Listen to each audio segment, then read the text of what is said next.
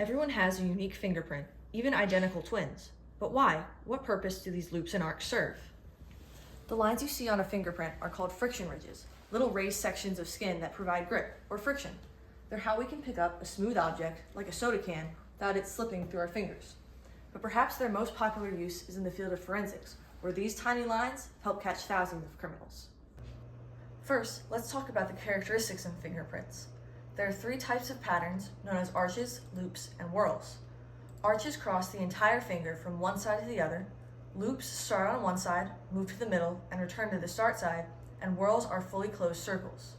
Loops and whorls each have one or two deltas respectively, which can be used to further specify the print. These deltas are triangles formed by ridges changing direction around the rest of the pattern, and their approximate location is not unique to each individual. Split ridges, ridge ends, and dots, however, are. These points, called minutiae, are used to identify the prints. Before we can examine these minutiae, we need to collect the prints from the scene. Most fingerprints aren't visible. These are called latent prints.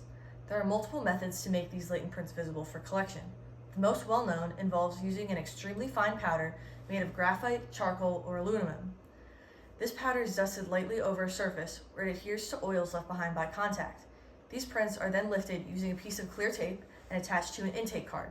This method works best on smooth, non-porous surfaces. When looking at prints, multiple levels of detail are used. The first looks at the overall appearance of a print. Identifications cannot occur at this level because we do not have enough detail, but exclusions can. Look at these two prints.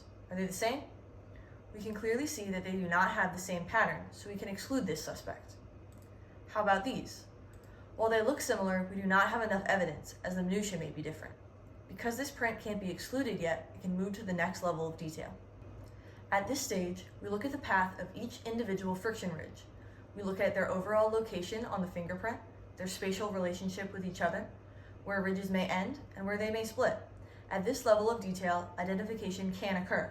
To make a positive identification, an examiner has to find at least 8 points in agreement, or present on both prints, and 0 in disagreement. If even 1 point on either print does not match, the prints cannot be identified together. The third stage of detail is rarely used because of its microscopic scale, involving individual pores on ridges, which is rarely lifted from crime scenes. So, we can see here that our two prints are a match.